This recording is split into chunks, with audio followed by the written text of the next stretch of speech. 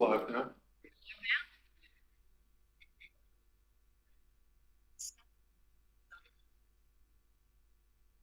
Good evening, everyone. Change of scenery for us. We're back in the council chambers at the Maryborough Town Hall after some significant renovations. Another new face to the left of me, we have our interim CEO, Miss Jones. So a warm welcome to Miss Jones for joining us. I'd like to welcome our community who've joined us in the gallery and those who are watching our live stream. There are some new faces, so I'll just run through a couple of important items. Our council meeting is being recorded tonight and it's being live streamed on our council website. You will find it under About Us tab and then council information on the left. If you scroll down to meetings, you will see the live stream. Our meetings will no longer be on our Facebook page, and you can also access the recordings via our website at a later date. We would like to ask you that your presence here is as respectful as possible. Please do not interject or disrupt the debate per our governance rules. Thank you. Could we please be upstanding for the acknowledgement of country and council prayer? Thank you. I would like to start the meeting by acknowledging and extending my appreciation for the Dja Dja Wurrung people, the traditional owners of the land we're standing on today.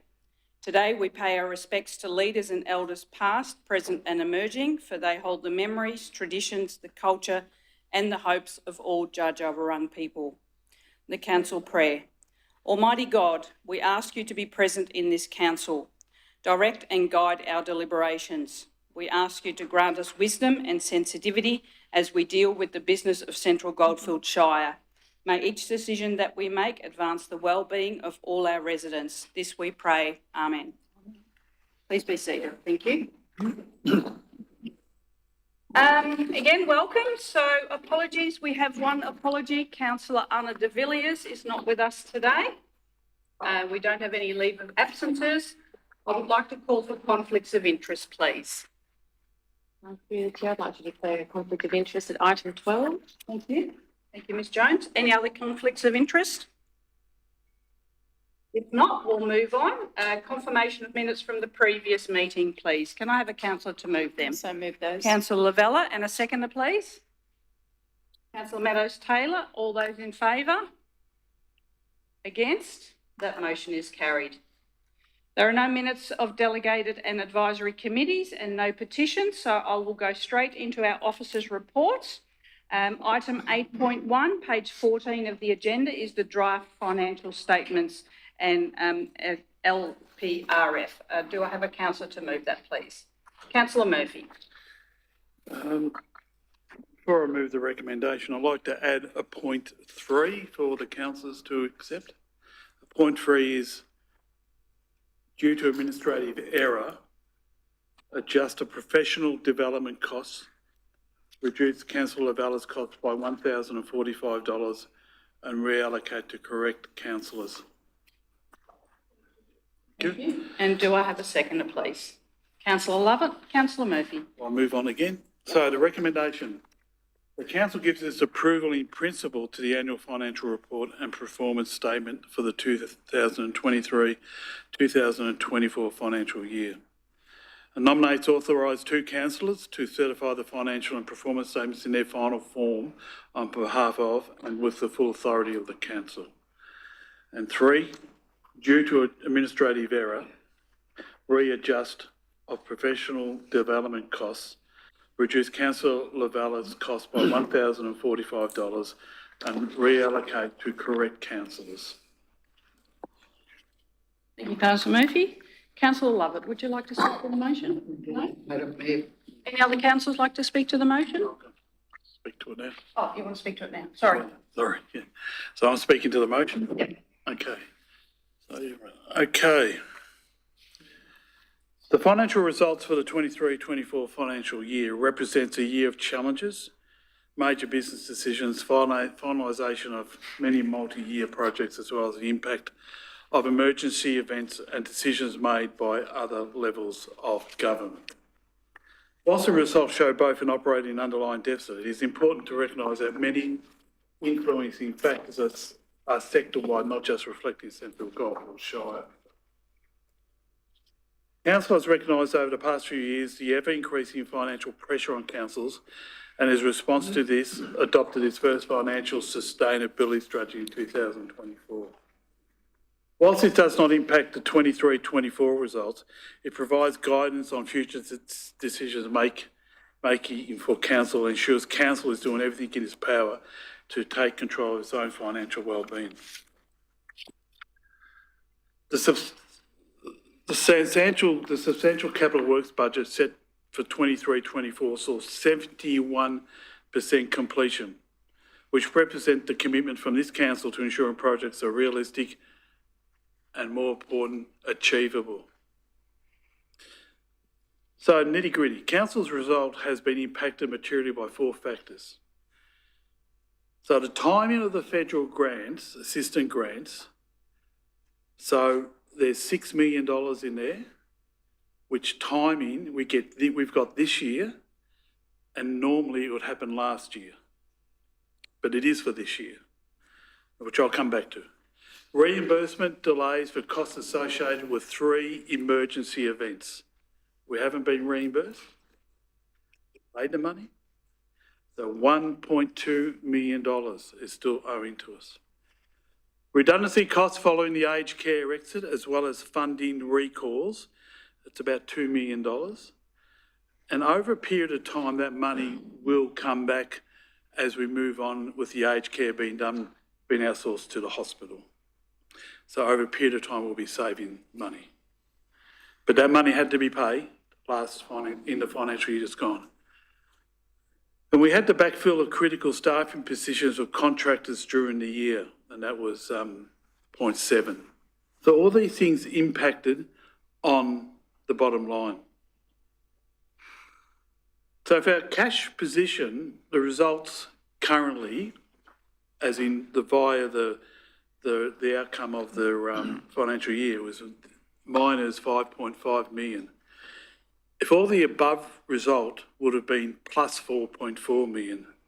So we have to look at it in a way that we're always around the mark, and it'll be a plus 4.4 million, which part of that is the federal assistance grants. Now, the federal government play a bit of a role here. They pay you here, they could you pay you there, but we're believing they're going to be paying everything in the start of the financial year now, not in June. They're waiting now for things to be delivered and before they give you the money. And then we have to put it in the actual financial year, end of financial year. So the result of plus 4.4 million is a real cost. But it's not in the finances for 23-24. But we know we're going to get this money, and I think some of the money, federal assistance grants, have come in a bit as well. So at the end of the day, things are changing around a little bit, and we roll with what the feds do and the states do, and how we have to do things. E.g., when we had the emergency events, especially say the fire events, where we had a staging station at Princes Park, we've got to do all that, pay all that, but we don't have the money. So we've got to get the money to pay it all back to us. So those grants are there, but they've got to come in. Another thing is that we have what I just spoke about before is where is that? What I was talking about? The financial sustainability strategy we did in June 24. Now, that allows us to do, we've got rates erode, and we need to work on getting those rates back because people are recalcitrant on them, and we are doing that at the moment. There's certain rules and regulations, but we are doing that. And if you owe rates, they will be come back, and we will get the rates back, and we will get the interest on the rates, and so on. So that's something out of the financial sustainability statement is that we're going forward with, and we will be looking at that. So all those things, even those people owe rates, it all affects the bottom line of the budget. it is a difficult thing. It is a difficult thing, these budgets, and where we are at the moment, and we run a $40 million business, and we have to realise that there's things we can do and things we can't do. We've got to realise what goes into the future, and also we have to realise, the rates. We're by the state government. We have not asked for extra money in rates. We're not going out there asking for extra. We are saying we're going with what the state government tells us to do.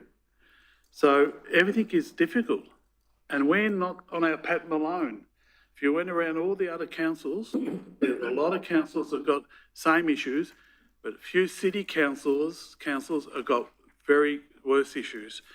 We have to remember that we have to be sustainable in our finances, and I'm very much into that. And I think as we go forward, the new council goes forward in the next 4 years, that it's going to be a bit harder than it has been in the past, because there's going to be so much tighter economy we're going into, and we have to look at that situation. Thank you. Thank you, Councillor Murphy. No one else would like to speak? I have a question. Yes. Notice directed to the General Manager of Assets and Engineering. Councillor Murphy mentioned a $1.2 million deficit that we're expecting in. Is there any ballpark time as to when we should receive that? Or In relation to? that was to the emergency services. There's 3 emergency. And I'm happy to take that on notice. Yeah, need to take that on notice. Yeah. And I'll have to chat to the finance team as well. Yes. Okay. Thank you. Any other? No one else? I'll put it to the vote then. All those in favour? Against? That motion is carried. Next on our agenda, we have item 8.2, page 99 of our agenda, which is the Carisbrook Independent Levy Report. Councillor, do I have someone to move that? Councillor Sprout. Thank you, Mayor. I'd like to move the recommendation that Council 1 receives the report prepared by Mr Fred Spain of the New South Wales Public Works. 2, acknowledges the commitment and contributions made by community members of the Carisbrook Levy Review Reference Group. 3, notes the draft Carisbrook Levy Review Implementation Plan. 4, supports officers to partner with the community and relevant agencies to commence implementation of the short-term actions in the draft Carisbrook Levy Review Implementation Plan. 5, notes that Insurer and the Department of Environment, Energy and Climate Action were not interviewed as part of the independent review process. 6, notes that Insurer, Water Technology, the North Central Catchment Management Authority and the Department of Environment, Energy and Climate Action were not provided with the opportunity to respond to the assumptions and findings of the report prior to it being publicised. 7, supports officers to instruct Mr Fred Spain of New South Wales Public Works to put the assumptions and recommendations in the report to Insurer, Water Technology, the North Central Catchment Management Authority and the Department of Environment, Energy and Climate Action for response and to make any necessary updates to the report as a result of that consultation. And 8, supports officers to instruct Mr Fred Spain of New South Wales Public Works to update the report to directly address the key questions of the reference group in the original scope of the review. Thank you, Councillor Sprout. Do I have a second, please? Councillor Meadows-Taylor. Councillor Sprout, would you like to speak to your motion? Thank you, Mayor. So firstly, I'd like to thank everyone who played a part in the review process, the community members, council staff and councillors. I also want to thank those that gave feedback on the report. The engagement from the community members with Fred was exceptional. I also want to thank Max for facilitating the group and keeping us on track. The Carisbrook levy is a complicated issue, with even community members sometimes in disagreement with what happened back in 2010, 2011. The floods have left a lot of trauma on some people. There have been some in the community who have been critical of council and the levy, and the opportunity to review the finalised project is good practice.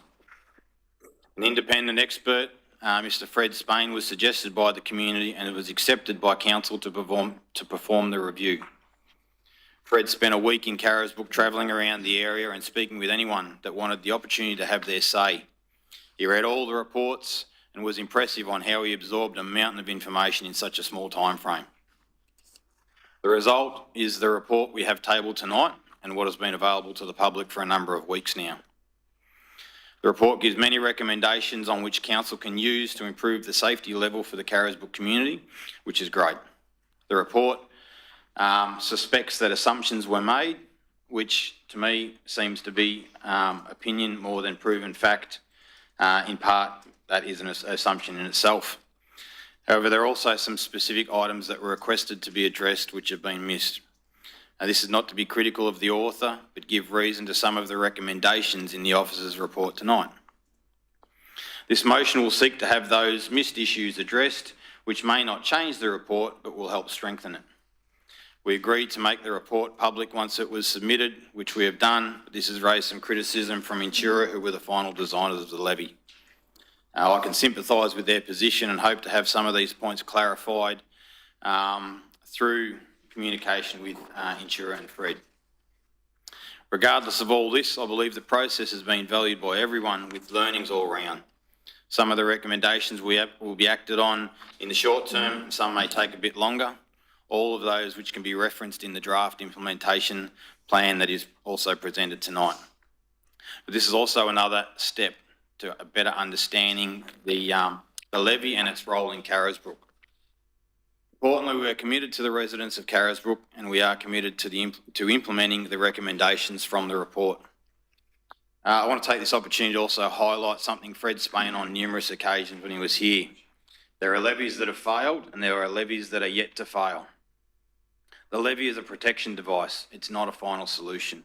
Carisbrook will likely flood again at some point in time due to the nature of its location.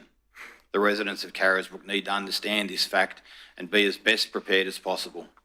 Fred gave an example in his report where the Yiragawa community became relaxed to the possibility of flooding, partly because they had a levy and partly because of the long time between disasters. The result was devastating with 2 deaths and a lot of destruction. We don't want to make the same mistake in Carisbrook. There are a lot of people with a lot of knowledge, but they always won't be around. Given the effects of climate change as well, with increased volatility in weather and storm events and decreasing predictability, it is essential the Carisbrook community are alert to the dangers and prepare accordingly. On a final comment, also wish to raise that through communication with a community member, was suggested that under the legislation and policy context headline in the report, it should include our Climate Action Plan 2021 to 2030, which under our health and wellbeing priority area on page 21 states our community is prepared for and able to recover from flood, bushfire, storms and heat waves. Thank you. Thank you, Councillor Sproul. Councillor Meadows-Taylor. Yeah, thank you, Madam Mayor. Look, I would commend those comments from Councillor Sproul. That was a very good summary. I also want to acknowledge and thank the General Manager, the officer's report, which I think is a splendid balance of recommendations that enable us to keep the momentum of this going, but also to address issues which do need to be addressed. The concept of a post-implementation review on a long, complex project is very sound. And that is because over time, things change, things stop and start, new information comes up, there's a new need to go back to the table again. Now, we know that was the case in relation to the Carisbrook levy. We know the developments in 2016 caused a rethink. There've been a series of chapters in this. So having a post-implementation review on completion is thoroughly good sense. And as Councillor Sproul said, there is much to commend the process, the engagement and the reassurance that's provided. And Mr. Fred Spain deserves a lot of credit for what he's done. But there are some things that are undone that need to be done. And Councillor Sproul, as you've said, that only strengthens the report. There isn't a post-implementation review. If you undertake if I come up with some new conclusions, there is a need to go back to the source or the sources of the original information and verify and check. And if there is disagreement, then to record that disagreement. That didn't happen, and if you look at recommendations 5 and 6, and you've identified the insurer, the department, and the Environment, Energy and Climate Action, and also the Catchment Management Authority, there were some missing gaps about needing input. We need to have that input. The report needs to have that input. Yes, there are actions that we can do here and now, and that's been identified. But the full picture is only informed once that consultation and input has taken place. And then indeed, if there are differences, and there may be some differences in the view, then both parts of that picture can be looked at, an assessment made about the veracity or the way forward that both have argued for, and the way forward that we feel we should take. So this is an essential part of the strengthening. It has to happen, but the good thing is that, as you've identified, Councillor Sproul, that this can proceed, we can maintain the momentum that has built up and the goodwill and engagement. We can build on this, but then we can remedy those things that need to be remedied that will strengthen this report and strengthen the way forward. And it is essential that those things happen. I can't stress that enough. So I think it is very, very balanced recommendation. Congratulations again to the General Manager. Difficult to pull these things together and do it as well as it has been done. And it's a team effort by everyone, but I really feel if this motion is adopted, it is the way forward. Thanks. Thank you to Councillor Mellis-Taylor. Would any other councillors like to speak? Councillor Lovett. Thank you, Madam Mayor. Tonight, Council are discussing the review of the Carisbrook Independent Levy. As we've heard, the Carisbrook Flood Levy has been a vexed issue for well over a decade. Council have listened to a local group of concerned residents and agreed to establish the Carisbrook Levy Review Reference Group, comprising councillors, council officers and residents. Council also agreed to the appointment of an appropriately qualified person recommended by the community members to undertake the review. The terms of reference for such a review were adopted by Council in June, and on the 6th of August, Mr. Fred Spain presented his findings to Council and the reference group. I have always been of the view that any review should be seen through critical eyes. Mr. Spain delivered an impressive verbal report, after which we received a hard copy. Many of the suggestions in the review makes absolute sense that I'm sure the next council will look at seriously. For example, the entire system, drains, culverts, etc., must always operationally be ready, and vegetation management is crucial. The culvert under Eddington Road needs to be cleaned of reeds as a matter of urgency. All very correct. When I had an opportunity to read the report in its entirety, I must admit that I was surprised by many comments in the executive summary. Comments being highly critical of the design and construction of the levy. For example, all consultants assumed LIDAR and flood model were perfect. This belief of perfection of the model led to a culture all consultants blindly followed what the model said. No real thought was given to practicality of turning theory into practice.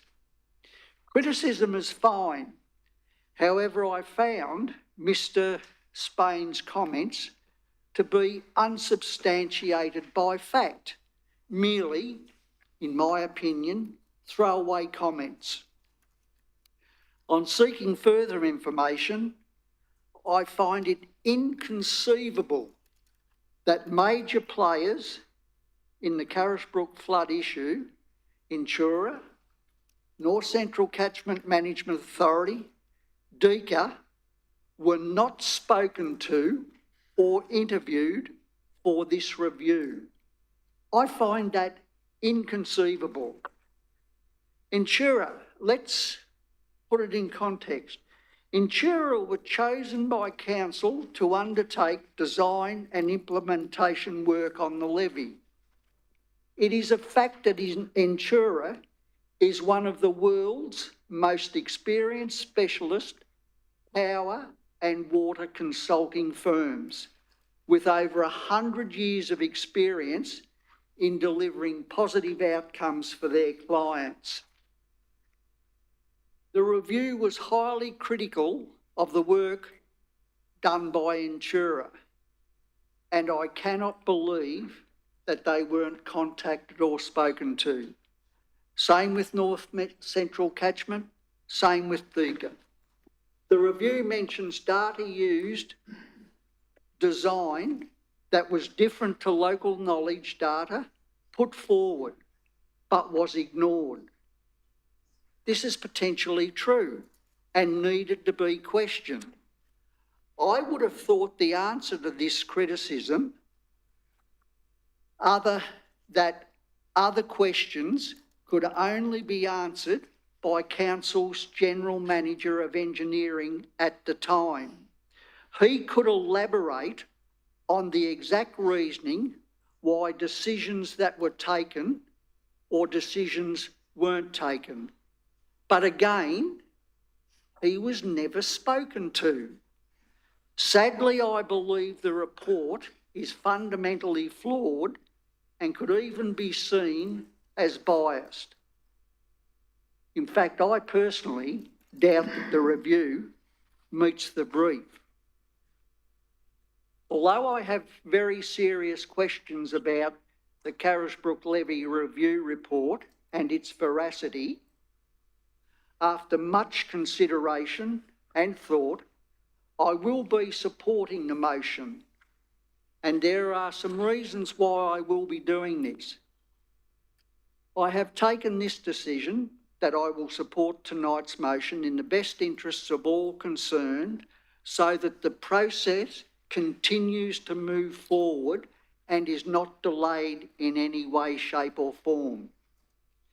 But I note motion point 7 that Mr. Spain be requested to actually put to Insurer, North Central Catchment Management Authority and DECA his assumptions and giving those companies or groups an opportunity to respond, and dot point 8 that the report be updated to address key questions asked need to be answered in the original scope of review. So it is because of those dot points and the need for council to move this issue forward, I will be supporting the motion. Councillor Lovett. Any other councillors like to speak? No? I'll put it to the vote. All those in favour? Yep. Against? That motion is carried. Before we move on to the next item, which is 8.3, I've been advised that we actually missed an item in 8.1, so I would like to ask a councillor to move a motion to revisit item 8.1. The item that we omitted to was to nominate and authorise two councillors to certify the financial and performance statements in their final form on behalf of and with the full authority of the council. Could I have a councillor move that, please? Councillor Murphy. And a seconder? Councillor Vella. All those in favour? Against? That is carried. Councillor Murphy. We authorise two council officers, Yes. two councillors, Two councillors. two Yep. councillors to sign it off as in the So on page 95. Recommendation. recommendation. We normally name the two councillors. So I will put my hand up to be one of the councillors. So in the report, it states the mayor and then a councillor to be determined and then also our interim CEO. So, Councillor Murphy? Yeah. We've got the trio sitting at the top of the table there. I've talk on this motion. Yep. Is that I've got more of the ownership of the audit committee, audit and risk committee, and the ownership of the financials, more of an ownership of it. So I'm glad to be with the mayor and with the CEO. Thank you. Thank you. That just needs to. Yeah. So, any other councillors would like to speak to that item? If not, we'll put it to the vote. All those in favour? Against? That item, that is carried. Thank you. So now we'll go back to our agenda. So item 8.3, the Central Goldfields Local Area Action Plan. Do I have somebody to move that? Yeah, Madam Councillor Mayor. Meadows-Taylor. Happy to move the officer's recommendation that Council 1 notes the results of the public consultation process for the Central Goldfields Local Area Action Plan. 2, endorses the Central Goldfields Local Area Action Plan, a sub-plan of the Bendigo Region Tourism Destination Management Plan. Thank you. And a seconder, please. Councillor Lavella. Thank you. Councillor Meadows-Taylor, would you like to speak to your motion? Thank you, Madam Mayor. Like most countries and the majority of Australian states, regional tourism organisations form the hub or key part of tourism delivery, simply because it recognises that it's a convenient vehicle for delivery of tourism product to visitors. To do it on a national basis is a bit too big. To go down to local councils, although local councils each have an important role, is too small. Regions have distinct products, distinct characters. So tourism in Victoria is organised regionally, has been regional tourism boards moving to visitor economy partnerships. Now, a key thing of each of those regional bodies is what's called the Destination Management Plan. That is to really focus on the highlights and the attractions of that particular region, but particularly to look at how visitors travel and move between parts of the region, to those that big and small, to experience a range of products and interesting experiences, and to tell a range of stories. So the Destination Management Plan, and we've been working, and there is a bit of change here, we've been working with our traditional partners on the Bendigo side, Bendigo ourselves, Bendigo, City of Greater Bendigo, Mount Alexander and Loddon Shire. But now there is likely to be some change to that, and that's being worked through. Now, the thing is with a destination management plan, which focuses on the regional level, there's a need to also focus more locally too, to make sure that the components at a local level inform the destination management plan, and correspondingly the destination management plan objectives feed down into the local area action plan. So each of the participating local government authorities, including ourselves, has a local area action plan. And that is based on the strategic pillars I think are particularly important. They include the experiences, creating a really exciting destination experience. Importantly, 2 stories. Stories of the goldfields, stories of our region, historical stories are incredibly important. And that's one of the important pillars of storytelling. It focuses very importantly on our key 2 very important infrastructure strengths. That is Maryborough Station and the wonderful interpretation centre we're developing there, as well as our magnificent gallery. That then leads us also into work this council has done in the priority projects plan to look to connect those 2 precincts, the station precinct, this civic precinct here with wonderful town hall, we're out tonight, and the gallery, and also then bring in something which I hope will happen, and that is the Princes Park Heritage Reserve there with all its attractions, including the grandstand, the lake, the pool, so another very important asset, and connected by wayfinding in between, so people can explore and explore stories, and we can tell the stories. So this is, we put this out for comment. It's probably not attracted quite as many comments as we would have liked. It is a complex document. We thank very much, I want to thank and acknowledge the people that have contributed. It's a fine effort. This will be work in progress. I think our regional structures will continue to evolve as we look to potentially some new partners. As the work on the World Heritage listing connects, the recent funding of the Maryborough Castlemaine rail trail progresses. There are a whole lot of changing things, but importantly, the local area action plan is work in progress.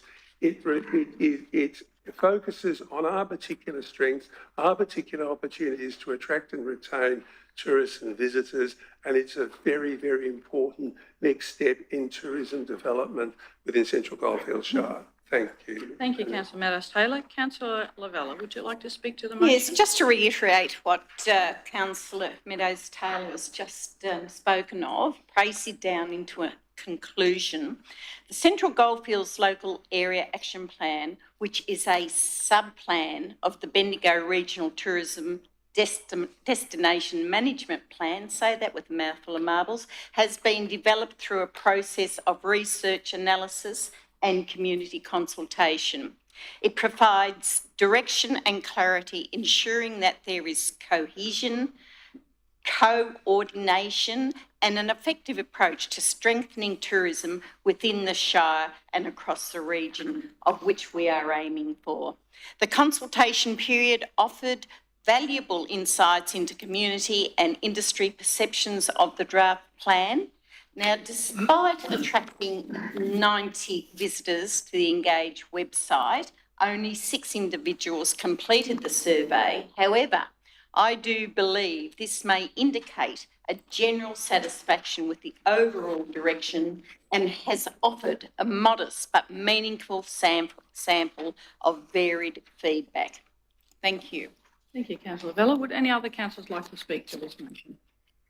No, if not, I'll put it to the vote. All those in favour? Against? That motion is carried. Moving on, we've got item 8.4, page 293 of our agenda, which is the Central Goldfields Event Strategy 2024 to 2028. Would a councillor like to move that, please? Councillor Lavella. I'd like to move that council notes the submission receiving during the consultation period. And number 2, adopts the Central Goldfields Event Strategy 2024 to 2028. Thank you, Councillor Lavella. Do I have someone to second it, please? Happy to do that, Madam Mayor.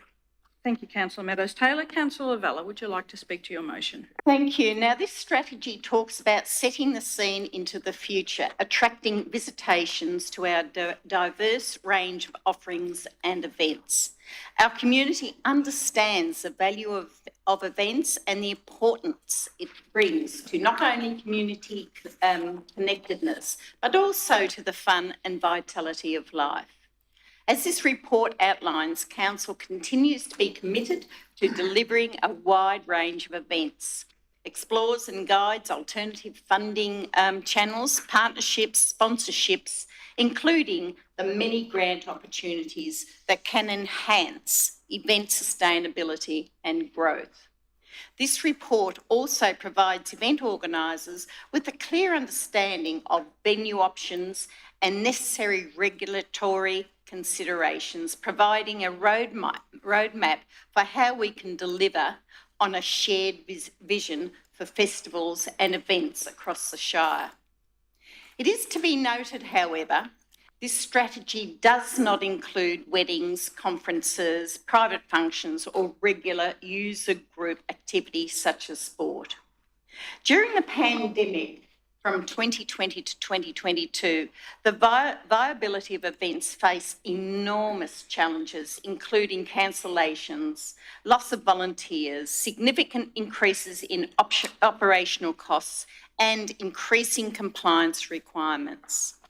The impact on some events continues to be felt throughout the years that ensued. There has been wide-scale return to most, however, there has been a wide-scale return to most activities.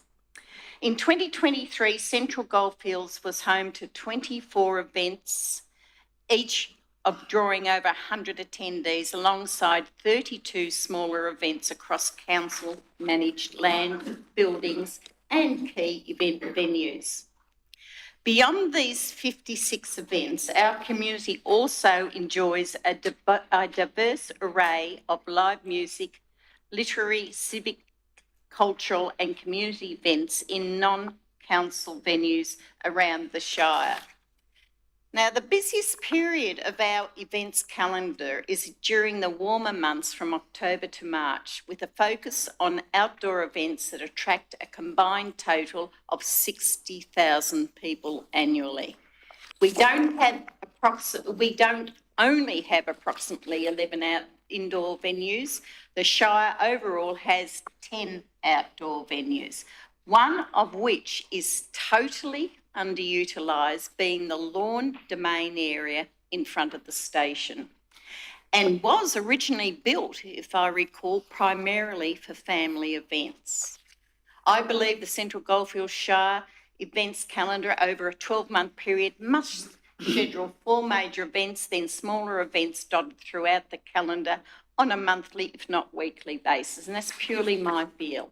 However, this poses as a problem both in resourcing and financial. I did note the sample events calendar, though, that was in the report, and that was Appendix 3. Events is where we need to recognise and tap into the incredible commercial and personal intelligence of our community, of which we are so rich in. We underestimate and do not acknowledge the skill and expertise in our communities and their minds. We need to fervently embrace and promote our people, tourism and visitation attractions, and this is where the Maryborough Volunteer Resource Centre is pivotal in recognising our skills base and do a mighty job with limited resources. Thank you.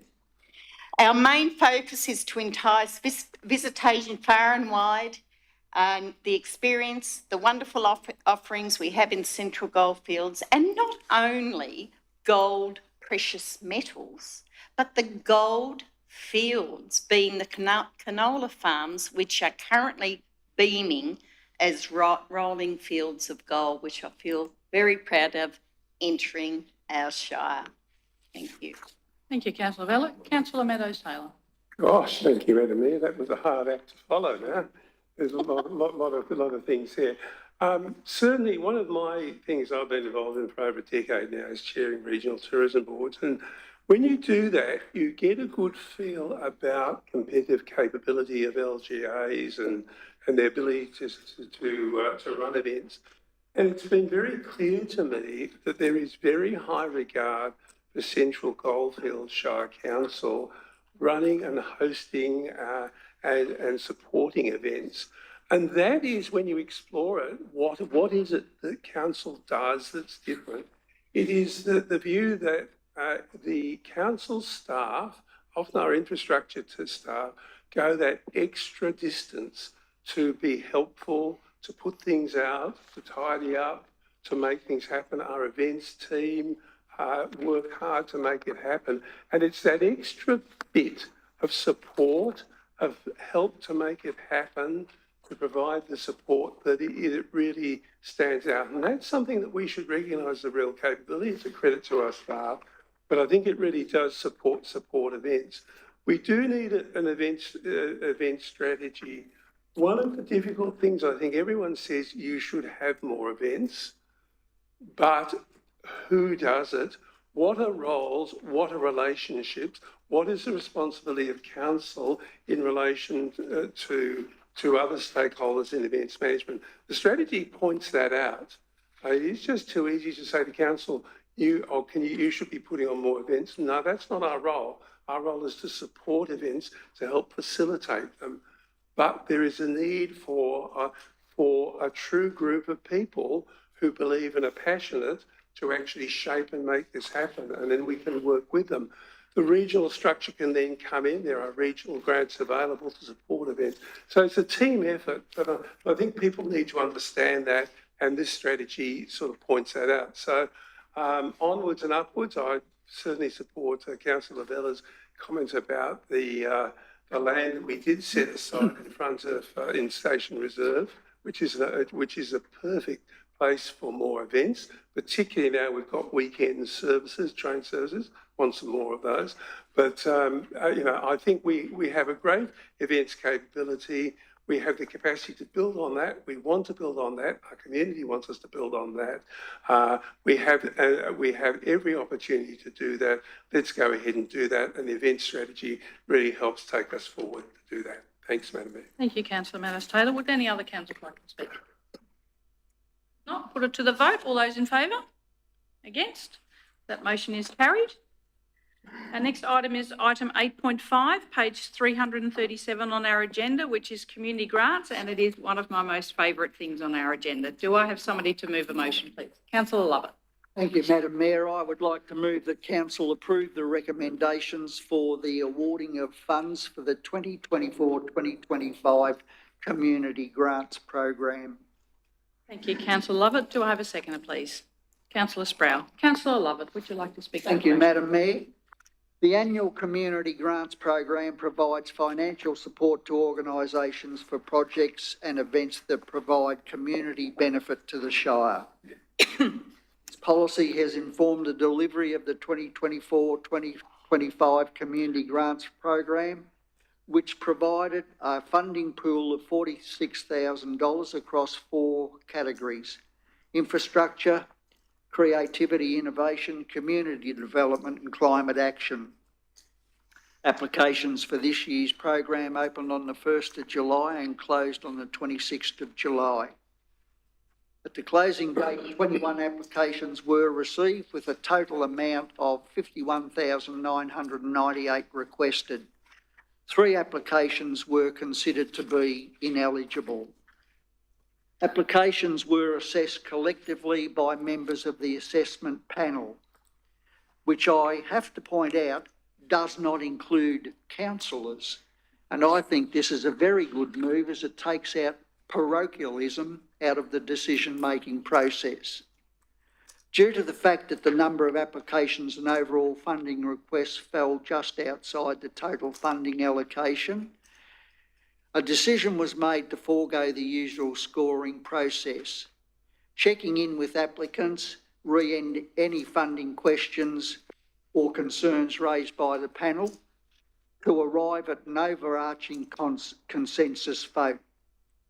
As a result, 18 application requests have been recommended, with 16 to be fully funded and 2 to be partially funded. Unsuccessful applicants will be provided with feedback and, where possible, guidance on other options to source funding of their projects. This is a very worthwhile process, grants program, and I know our community eagerly await for it every year, and this year is an excellent outcome. Thank you, Madam Mayor. Thank you, Councillor Lovett. Councillor Sproul. I basically concur with everything Councillor Lovett said, other than to add congratulations to all the successful organisations and to make mention that we do have that $5,000 added in there for community-minded grants. So well done to all that applied and received funding.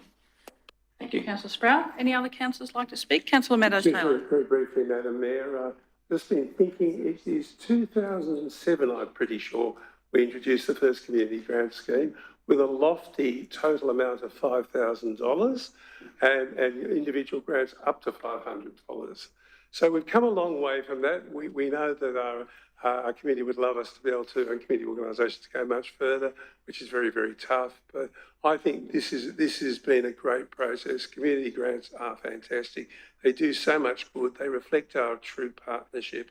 And yes, even if we've got a way to go to where we'd like to be able to support our community organisations, we've come a long way from where we started. Thanks, Madam Mayor. Thank you, Councillor Meadows-Taylor. Any other councillors wish to speak? If not, I'll put it to the vote. All those in favour? Against? That motion is carried.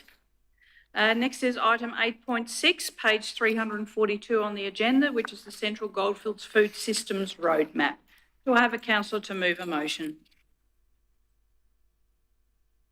Councillor Sproul, thank you. I move the recommendation that council endorse the final version of the Central Goldfields Food Systems Roadmap. Thank you. And do I have a seconder, please? Councillor Lavella, Councillor Sproul. Thank you, Mayor. Healthy eating is something we should all aspire to, but it's not always that simple.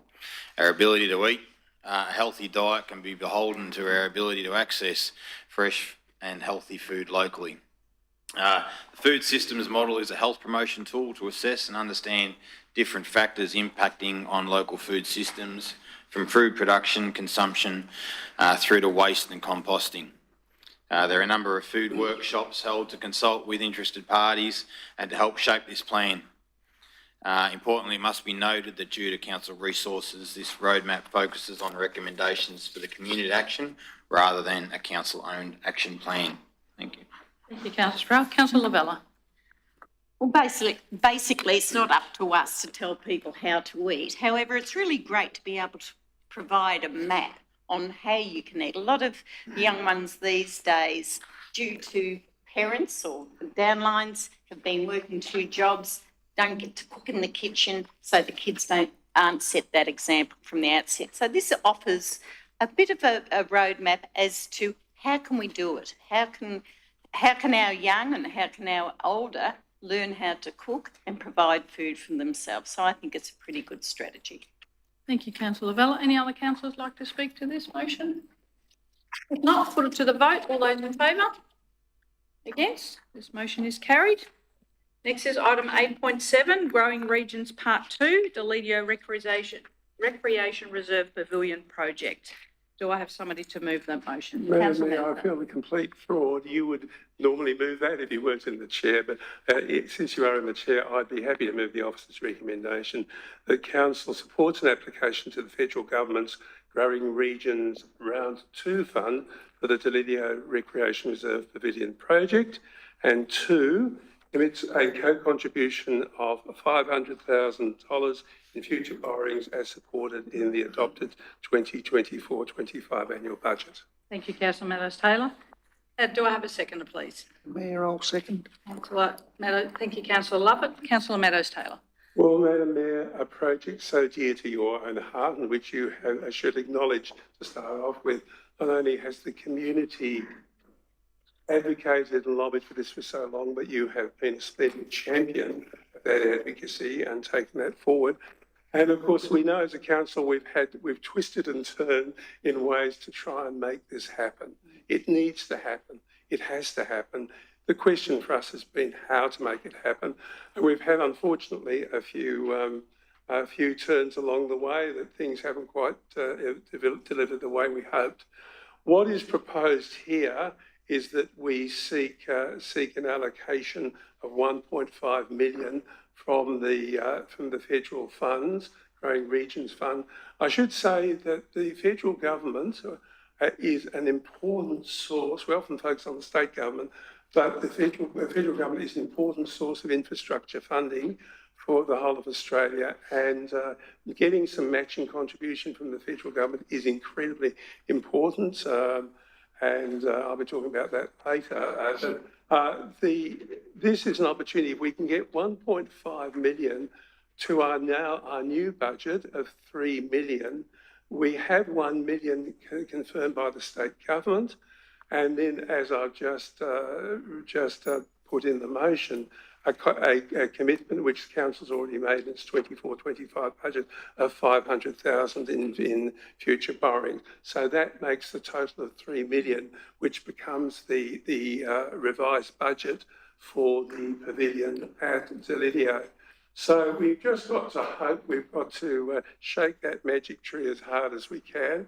We haven't always had the success recently we want with the federal government. So the good thing about that is it's time. And it's definitely time that we get a win on this one. And I'm hoping that we will get a win on it. Denali deserves a win. Those in the community that have been such powerful champions for this deserve a win. And Madam Mayor, can I say, you deserve a win. So that's the ward councillor. So let's hope this happens, the application goes off, and we have the basis for a 3 million very important project that's 4 hours shy, but also for Denali. Thank you, Councillor Meadows Taylor. Councillor Lovett, would you like to- Thank you, Madam Mayor. I agree with Councillor Meadows Taylor. With regards to the Delidio Reserve, it's time. For the last few years, I have actually followed my grandsons around all the football grounds in the Maryborough Castlemaine Football League. And one thing has struck me on many, many occasions, and I don't mean to denigrate the Denali community. In fact, I'm applauding the Denali community. Their facilities at the Delidio Reserve are absolutely substandard. They are 1940s, and in many ways it's an indictment on all of us that those facilities still exist. So I, like Councillor Meadows Taylor and all my fellow councillors, Madam Mayor, wish you every success in this application because the community and the Shire need it. Thank you, Madam Mayor. Councillor Lovett. Would any other councillors like to speak to this motion? No. No. I usually don't speak, but I will on this one. As Councillor Meadows Taylor and Councillor Lovett have pointed out, this has been a very long-winded project that has, the community has been working on this for 20 years. So to see another potential puzzle piece hopefully fall into place would just be magnificent. So thank you for your kind words, and fingers crossed.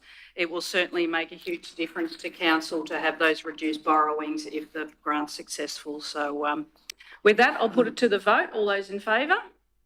Against? That motion is carried. Next on our agenda is Maryborough Learning Hub, the Rush application. Do I have a councillor to move it? Councillor Spratt. Thank you, Mayor. I'd like to move the recommendation that council endorse the submission of an application to the federal government's Regional University Study Hubs, or the RUSH program, for funding to establish and operate a Maryborough Learning Hub. Thank you, Councillor Sproul. Do I have a seconder, please? I'll second that one. Councillor Lavella. Thank you. Councillor Sproul, would you like to speak to your motion? Yeah, I'm rapt to be at the point of this journey where we can submit an application to RUSH. This has been years in the making, and so many people have come together over those years to get us to the position we are here today. We had numerous workshops with our employers, youth, multiple workforce surveys, a job expo, to name a few.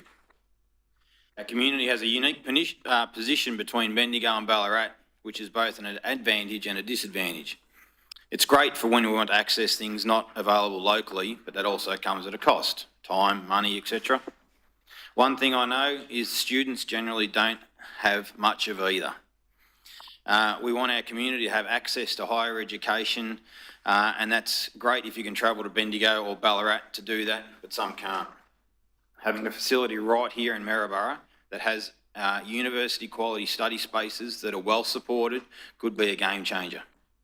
It gives our students, and they don't need to be school leavers, the opportunity to remain local but have access to the same level of education.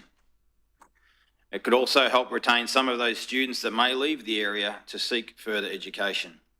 As an adult, I attended university while working full-time, and that meant travelling to Ballarat, often sleeping in the car in between work shifts or classes.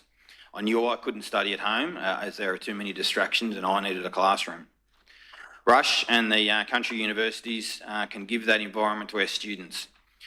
Personally, I could go on and on about the benefits of this application. The most recent study hub to open was in Swan Hill, which has been inundated with student numbers. This project has been extremely well supported by businesses and organisations in our area, and it is an opportunity to expand the offerings available to our community. If successful, an organisational board would need to be set up to oversee the organisation and success of the study hub. I must give a big thank you to Brian Gould for his continuous work on this and constant push to build the connections with students, education and business. Thank you. Thank you, Councillor Sproul. Councillor Councillor Lavella. Concur with everything you've just said, Councillor. Sproul. In conclusion, the critical gaps in pathways to employment and the capability to deliver skilled workforce to meet the demands of local businesses, industry sectors and key organisations is a significant risk for the Central Goldfields community. Council and other leading organisations and businesses have been working in partnership, as you outlined, across recent years to gather evidence on the issue and to develop solutions. Establishment of the Maryborough Learning Hub has been identified as a significant step towards improving opportunities for tertiary and vocational education and providing workforce training and development. Council has an opportunity to play a leading role in seeking federal government funding under the RUSH program to establish the Maryborough Learning Hub in 2025, which is not far away. The RUSH program, cohort of 5, has recently opened and the guidelines and application focus on four specific areas that need to be addressed. Progress is being made across each area in readiness for endorsement of an application being submitted. So thank you very much, everyone involved. A brilliant project for our youth and older. Thank you. Thank you, Councillor Vella. Would any other councillors like to speak to this? Councillor Meadows Taylor. Thank you, Madam Mayor. Just briefly, before Christmas, Council took the initiative of writing to the Prime Minister, pointing out the growing inequity between cities and regional Australia. If you look at all the regional studies, regional share of GDP has actually been falling. To arrest that, employment is critical. And we know from the work that we've done that there are 3 key issues. Obviously, housing is a key issue. Services, and that's a bit of a broad area. It includes everything from early years to education, transport, connectivity, and a range of services. But the other key element is this: skills training, skills availability. We have to have this. If we don't get this, if we don't push forward on this, our competitive opportunities will get further behind. This is a critical thing, and I commend everyone that's been involved in this to put this forward. Let's really give this our best shot. It is so important to us and what we need to do to create a good, sustainable, prosperous future for our shire. Thanks. Thank you, Councillor Meadows Taylor. Any other councillors wish to speak? No, I'll put it to the vote. All those in favour? Against? That motion is carried.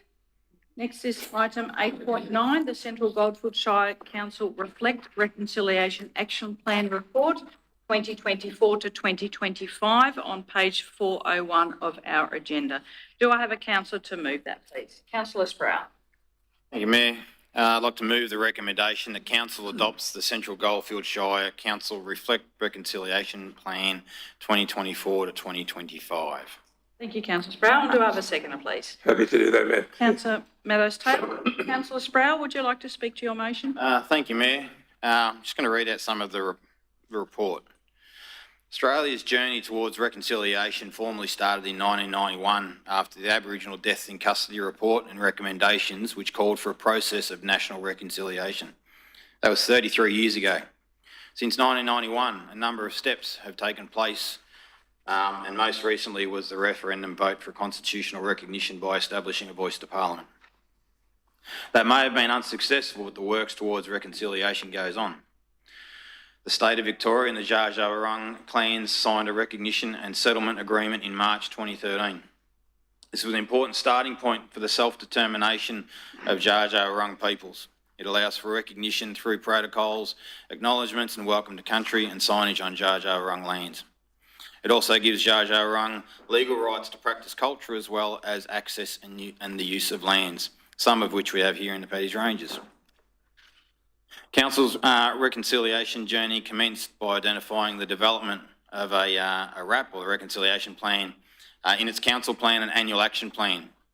To support this project, we had an Aboriginal reconciliation officer temporarily employed to help our process. There are 4 types of RAPs: reflect, innovate, stretch and elevate. Each one of these allows organisations to continually develop their commitments towards reconciliation. The process to this stage has been a little lengthy, but we've had feedback at each stage along the journey around correct language, ensuring specific dates are included, and updated actions which needed to be addressed. And we are now at the point where the draft RAP has been endorsed by Reconciliation and now here for our formal adoption tonight. Thank you. Thank you, Councillor Sproul. Councillor Meadows-Taylor. Thank you, Madam Mayor. Not much to add. As Councillor Sproul said, 33 years, that's a long journey. And the reality is the journey will continue. The journey of reconciliation is a journey. But this is an important step forward. It has taken a bit longer than we would have liked to see it reach this point, but it did need to go through that central point of Reconciliation Australia, and no doubt they're under a fair bit of pressure looking at this across the national perspective. So this is an important step forward. The journey continues, the goodwill continue, and the partnership continues. Thank you, Councillor Meadows-Taylor. Would any other councillors like to speak to this item? If not, put it to the vote. All those in favour? Against? Motion is carried. Next on the agenda is item 8.10, the proposed council plan annual action plan report 2024 to 2025. Do I have a councillor to move, please?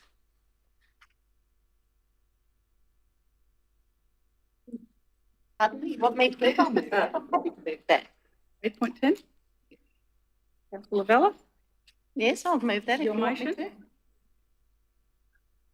No, probably I don't like control. So I'll move. Oh, I'm happy to You're second moving? it. okay. I move that council adopt the council Thank you. plan, annual action plan 24-25. I was kamikaze by this big bloke. Yeah, it's fine. Did you see that? It's attacking me. I was so concerned about your welfare. And Councillor Meadows-Taylor, you're happy to happy move? to second it. Second it. Councillor Vella, would you like to speak to that motion?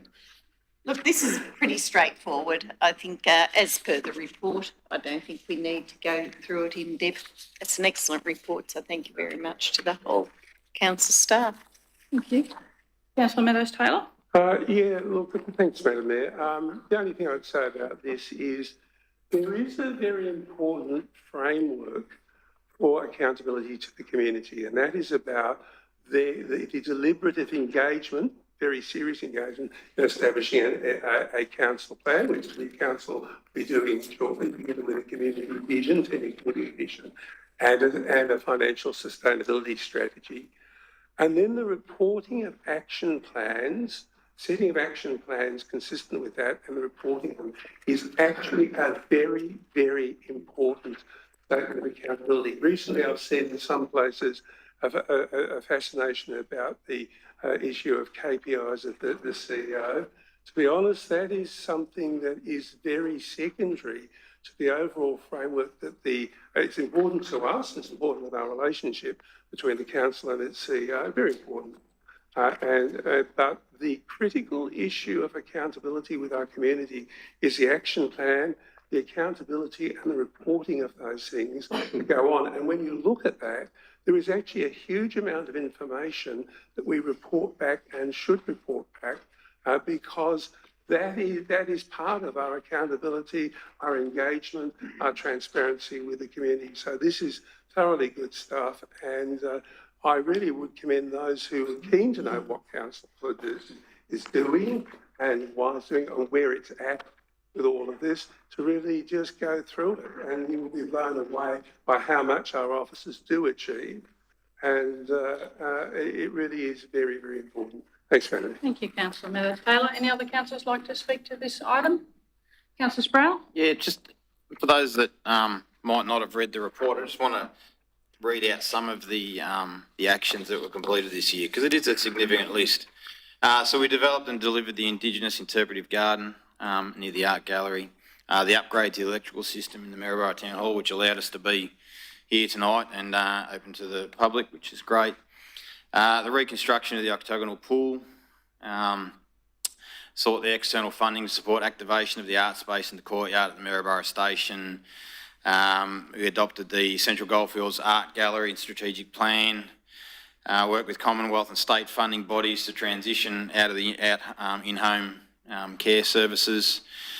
Delivered This Girl Can campaign to encourage and support women and girls to be active. Implement the municipal plan, health and wellbeing plan of 2021-2025. Worked with the Jar Jar Run Corporation to, in line with the reconciliation plan, to deliver cultural awareness, and also finalise the reconciliation plan, which we just moved.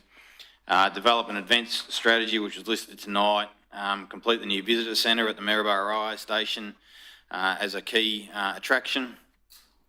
Complete and activate the extended co-working space of the Maryborough Railway Station. Redesign council's website, including enhanced content and accessibility to the platform, which I must admit, I think at the start I was probably a little bit critical, but every time I've gone to search something, it's come up, which I'm happy about. And also develop and implement the risk and assurance system. So there's a huge amount of work.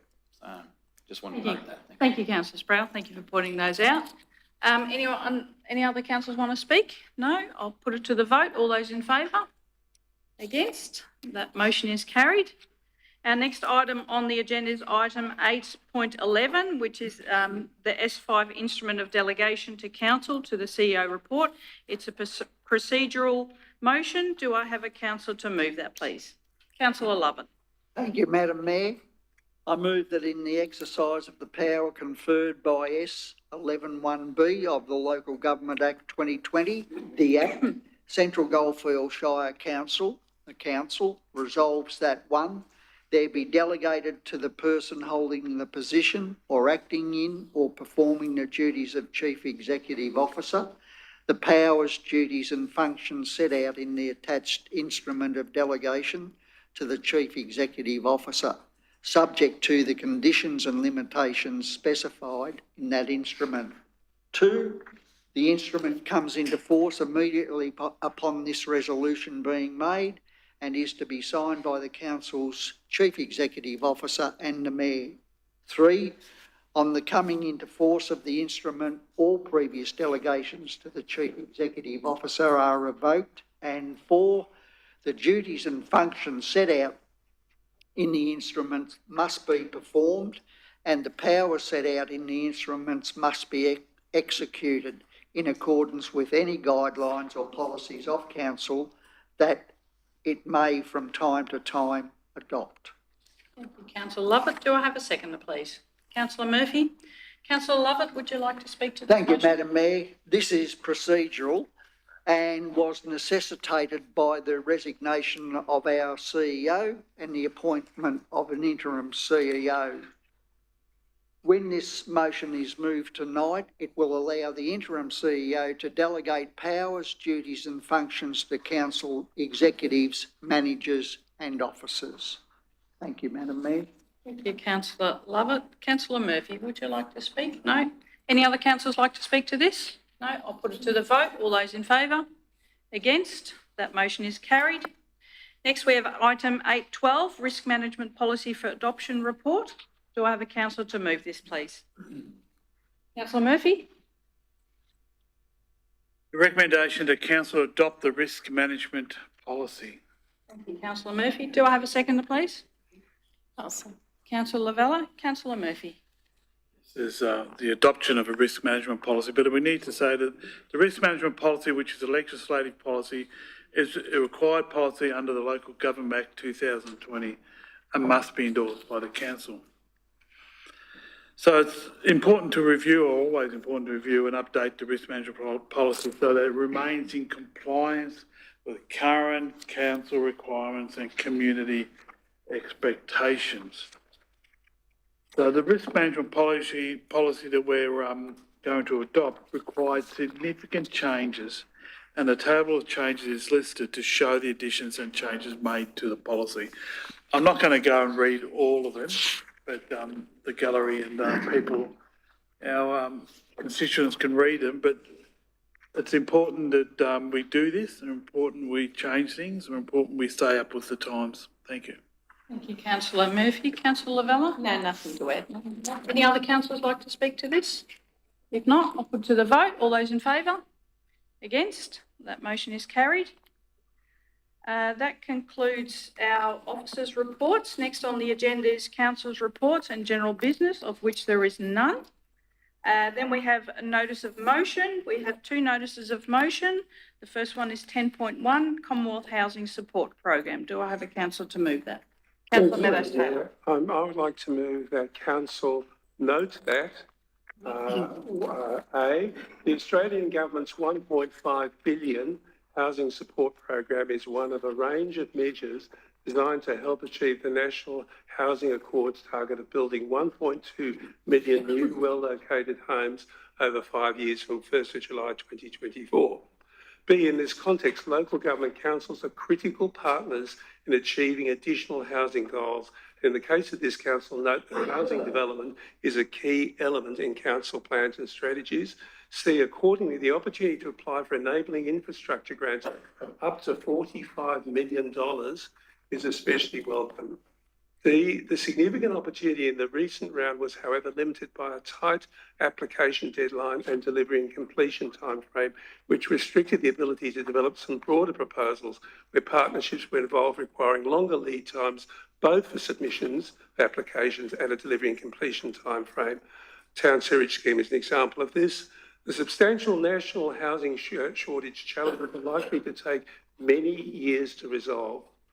If there is a need for these grants offered to local government councils through the Commonwealth Housing Support Program to continue for a number of years with broadened application implementation delivery timeframes to enable high-value projects which are more complex to be submitted and considered. Ideally, state housing support grant programs would be aligned with Commonwealth offerings to maximise the effective partnership of three levels of government working together to deliver important and much needed additional housing and opportunity which would lend itself to consideration by National Cabinet. 2, resolve to write to the Commonwealth Minister for Housing, the Honourable Claire O'Neill MP accordingly, with copies to the Commonwealth Minister for Infrastructure, Transport and Regional Development, the Honourable Catherine King MP, the Federal Member for Mallee, Dr Anne Webster MP, the Victorian Minister for Housing, the Honourable Harriet Shing MP, Victorian Minister for Regional Development, the Honourable Gail Tierney MP, and the Victorian Member for Ripon, Martha Haylett MP. And 3, seek engagement and involvement of the appropriate peak local government bodies in support of this. Thank you, councillor Meadows Taylor. Councillor, do I have a seconder for this notice of motion?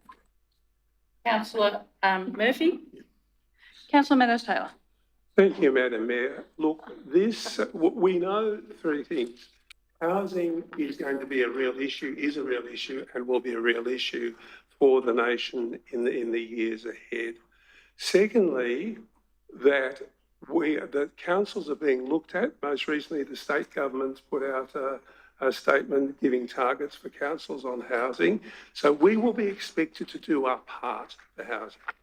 But 3, in a very highly constrained financial environment with rate capping, where are we to find money both for planning, but particularly the very costly area of enabling infrastructure, that is the roads, the footpaths, the reserves, sewerage schemes, all sorts of things that are needed to enable new housing development.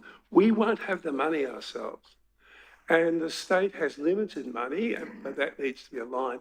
The key thing, grants, $45 million, when you think about it, is a huge amount. But it's a necessary amount if we're going to be serious about housing up to 45 million. And we know in round 1 that we were able to take on opportunity to submit an application, and that has been absolutely fantastic. But other things, including my task of trying to identify funding for Talbot Sewerage, will just take more time. It's more complex. The timeframes were very tight. So what the proposal is, yes, more of the same, because it's a fantastic initiative and we're very grateful that this was given to us and offered out to councils. But we're encouraging, the motion encourages greater flexibility in assembling the applications, but also the delivery timeframes, because some of these things take a while to deliver, and that the state government state governments connect with federal government so that everything is aligned. The 3 housing crisis can only really could be best impacted if the three levels of government connect together. So this is really saying more of the same, please. Be a bit more flexible if you can, because that gives us more opportunity. States work with the Commonwealth to try and partner your contribution in with this. And between the three levels of government, we can make housing happen. We've got the best chance of making housing happen. In our case, the thing that falls to us, enabling infrastructure, which is hideously expensive, and otherwise we're just not going to have the money to do it. Thanks, Madam. Thank you, Councillor Meadows-Taylor. Councillor Murphy, would you like to speak? Yes, I applaud Councillor Meadows-Taylor and people, and this has come from Councillor Meadows-Taylor as a motion by him to the council group and to the council. There is the issue is that we will get developers who'll come in. We have got developers coming in. We have got people who want to do things, but the infrastructure, what Councillor Meadows-Taylor is talking about, is where do we get the money? When we don't have that money, where do we get the money? And we have to go for these grants. We have to be serious about these grants. And we've got Tellerip Road, Sebastopol Road, street up what's that up near the motel, that street there. They're all there, but they may need our help to actually build a road. But there's more going to come, and we have to be there ready to go. And I think this is important, and especially for the well thought out sewage at Talbot's had 3 or 4 different studies, put money into, and sometimes you can see it running down the street. That's important. There's these things that got to get done, and the only way you get things done is get money from the feds. Thank you. Thank you, Councillor Murphy. Would any other councillors like to speak? If not, we'll put it to the vote. All those in favour? Against? That motion is carried. We have a second notice of motion, item 10.2, the commemorative brass plaque installation at Maryborough Town Hall. Do I have a councillor to move that? Thank you, Madam Mayor. I would like to move the 2 brass plaques be placed at the entrance to the Maryborough Town Hall, one to commemorate the 150th anniversary of the naming of Maryborough on the 10th of July 2004, and 2 to commemorate the 150th anniversary of the proclamation of the Borough of Maryborough on the 31st of March 2007. Each plaque to record the names of the 5 sitting councillors. Thank you, Councillor Lovett.